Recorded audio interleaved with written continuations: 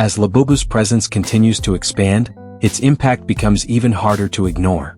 What began as a niche toy has now become a cultural force. It is being referenced in music videos, artwork, fashion runways, and even film scripts. Labubu has transcended its original purpose and has entered the realm of symbolic influence. Its strange appearance makes it unforgettable, but its mystery gives it longevity. People are naturally curious about what they don't understand. That curiosity becomes a loop when the object of interest gives no clear answers. Labubu thrives in this gray area of not being understood. It does not speak, explain, or offer context, yet it demands attention. The more people try to make sense of it, the deeper they get pulled into its mystique. For many, Labubu has become a digital obsession. They search for videos, edits, theories, and even rituals involving the doll. Entire communities have formed around Labubu, bonding over its strangeness. Fans share experiences, stories, and strange occurrences linked to the doll. Some report coincidences after bringing Labubu home.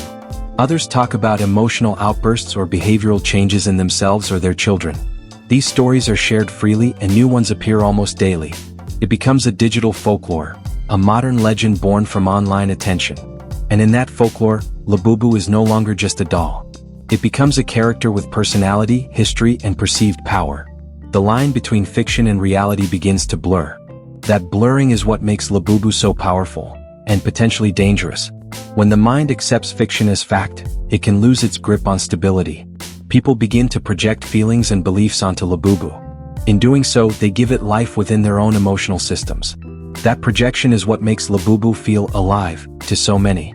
It's not the plastic or paint, it's the meaning people attach to it. This meaning can vary from healing to haunting. For some, Labubu is a companion during lonely nights. For others, it is a visual representation of their anxiety or inner chaos. It's a vessel for whatever emotion the viewer carries. The danger comes when these emotions grow stronger than reason. A person might start believing that Labubu is influencing their life. And belief has power even if the object is lifeless. That power comes from the mind, not the material. Still, once the belief takes hold, the object becomes more than itself. It becomes a symbol of energy, transformation, or fear. Labubu's rise also says something about the nature of modern storytelling. We live in a time when myths are not written in books. They're created on TikTok, Instagram, and YouTube. These platforms act as digital campfires, where stories are shared and reshaped by the crowd. And Labubu's story changes every time someone posts about it. Some describe it as cursed. Others call it misunderstood. Some think it's cute, others see it as evil. These interpretations give it depth, turning a toy into a myth. People begin to see what they want to see in Labubu. That makes it more powerful than anything its creator could have imagined. No one controls the narrative anymore. It's now in the hands of the audience. And the audience, especially in the digital age, is incredibly creative and unpredictable. That unpredictability is what allows Labubu to evolve. It morphs to fit each person's imagination and emotional state. The same doll might inspire joy in one person and dread in another. That split is what makes Labubu so fascinating and polarizing. It's a mirror with a warped reflection. You never see exactly what you expect. And that uncertainty keeps people hooked. Uncertainty is addictive in the modern world.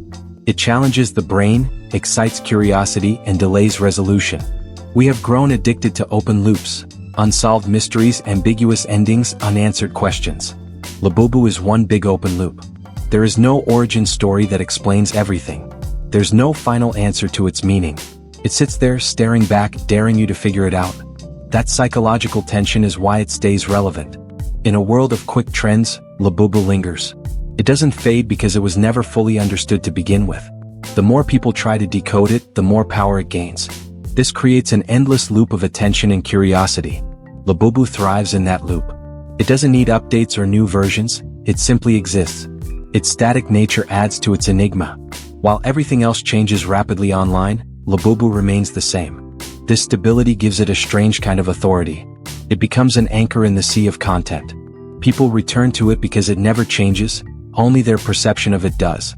That personal evolution gives Labubu renewed meaning over time. Someone who once feared it may grow to love it. Someone who loved it may suddenly feel repelled. It reflects your emotional evolution as much as it reflects your imagination. That's why people revisit it even when they try to move on. Labubu is like a puzzle you never quite solve. And the human mind cannot resist puzzles. The design plays into this need for interpretation. Every scratch, line, and feature feels like it holds a hidden message. The sharp teeth feel like a warning. The wide eyes look like they know something. The slight smirk seems to hold secrets. You can't help but wonder, what does it all mean? That wonder leads to research, speculation, and obsession. People look for clues in packaging, backstories, and even dreams. Some believe Labubu visits them in sleep. Others claim to have received messages or visions through it. Whether true or imagined, these experiences shape belief. Belief becomes behavior. Behavior shapes culture. That's how Labubu transitions from toy to influence. It now appears in artwork across the world. Graffiti walls, digital animations, and fashion prints feature Labubu's face. It's no longer confined to collectors' shelves. It's entered public space and public consciousness. People wear it, display it, and identify with it. It has become part of individual identity. To some, Labubu says, "I'm different." To others, it says, "I understand darkness." To others still, it means, "I am brave enough to look where others won't." These meanings give it emotional depth. And emotional depth creates connection. That connection becomes loyalty. Loyalty fuels longevity. Labubu isn't a temporary craze, it's becoming part of digital history.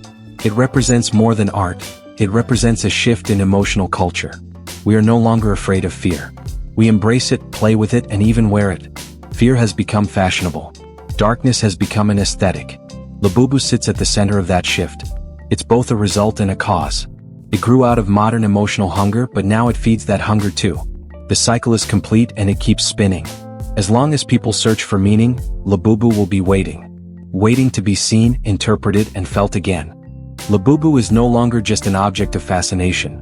It has become a symbol of our collective emotional evolution. Its very existence questions the limits of what we consider art, expression, fear, and fascination. This strange little figure has revealed more about people than people have revealed about it. It shows us that we crave contrast. We are not satisfied with clear lines anymore. We want things that make us feel conflicted, curious, and unsettled.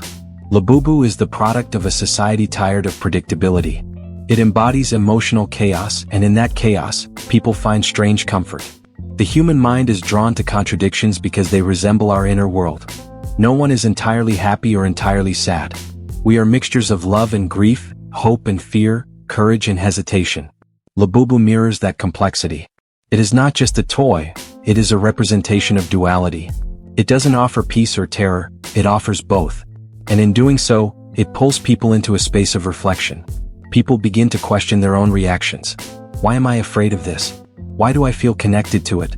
Why can't I look away? These questions spark internal dialogue. That dialogue often leads to deeper emotional processing. For some, Labubu becomes a tool for introspection. For others, it becomes a trigger for emotional disturbance. In both cases, the impact is real. It is not simply a passive object. It provokes something living inside us.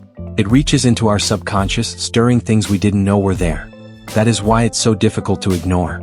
Even people who dislike Labubu continue talking about it. They post warnings, express anger, or call for bans. But in doing so, they further increase its visibility. Labubu doesn't need to be loved to gain attention. It thrives on any emotion. That is its power. It breaks the binary of good and bad, wanted and unwanted. It exists in the in-between space where most people secretly live.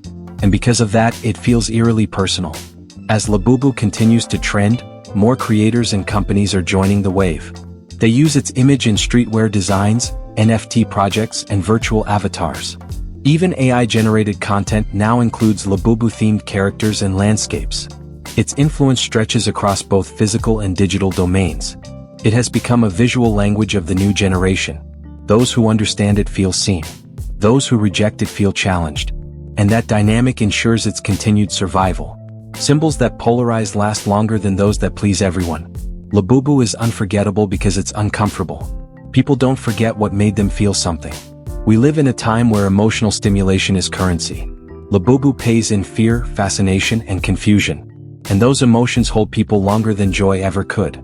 Many social commentators now refer to Labubu as the perfect postmodern figure. It doesn't tell you what to feel, it waits for you to project onto it. That projection is the real experience. You're not reacting to the doll, you're reacting to what it unlocks in you. That makes it deeply subjective. Everyone has a different Labubu inside them. To some, it's a symbol of lost innocence. To others, it's a representation of hidden trauma. To others still, it's just a weird collectible with great resale value. That multiplicity of meaning is why it thrives. It fits into any context where mystery is welcome. And in a world bored with clarity, mystery is in high demand. Labubu fills that demand effortlessly.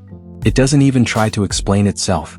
Its silence makes it louder than most things online. In a digital age filled with noise, Labubu stands out by saying nothing. It stares, it waits, it lets the world turn around it. That calm stillness inside chaos is what draws people in. Because secretly, everyone wants something to hold still while everything else spins. Labubu becomes a paradox, chaotic in concept, still in presence. Its very stillness becomes a form of power. Some collectors admit they feel watched when it's in the room. Others swear they feel a change in energy near it. Whether those feelings are psychological or spiritual is up for debate.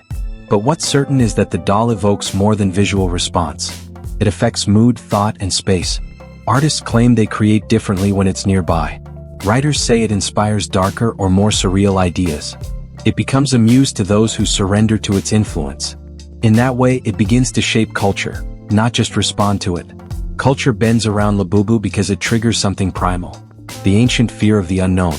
The childhood discomfort of a shadow in the corner. The modern anxiety of not being able to explain what you feel. Labubu embodies all of that in one small silent object. It carries centuries of emotion inside its painted grin.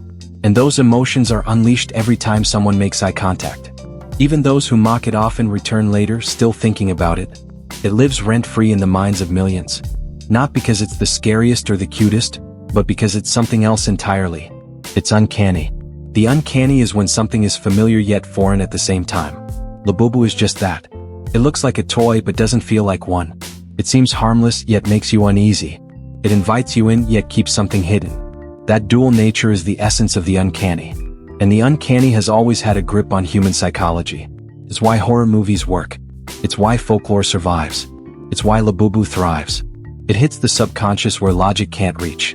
And in doing so, it roots itself deeper than reason. That's why removing it from your shelf doesn't remove it from your thoughts. Its real home is your emotional memory. And memories are hard to erase. As Labubu's story spreads, the question becomes, where is it taking us? Is this just another phase in toy culture? Or are we entering a new era of symbolic storytelling through objects? Will future generations look back on Labubu as art or warning? Will they understand its meaning or just its impact? Right now, we don't have those answers. All we have is a strange figure that continues to stir feelings. It sits quietly on shelves, but its influence is loud. And perhaps that's the most haunting part. Labubu doesn't need to move people. It doesn't need to speak to be heard. It doesn't need to chase anyone to make them run. It only needs to exist, and it already does. The world made space for it. And once something finds space in the human psyche, it's hard to remove. Labubu has claimed that space. And what we do with it now is up to us. We can fear it. We can love it. We can ignore it. We can study it. But whatever we choose, we are affected. And that makes Labubu more than a product. It makes it a phenomenon. One that holds a mirror to our fears, our desires, and our need to understand what cannot be understood. Labubu will continue to exist whether we do or not, because it is not bound to time. It lives in emotion, in mystery, in meaning. It lives in the eyes of those who look at it. And as long as someone is looking, Labubu will never truly disappear.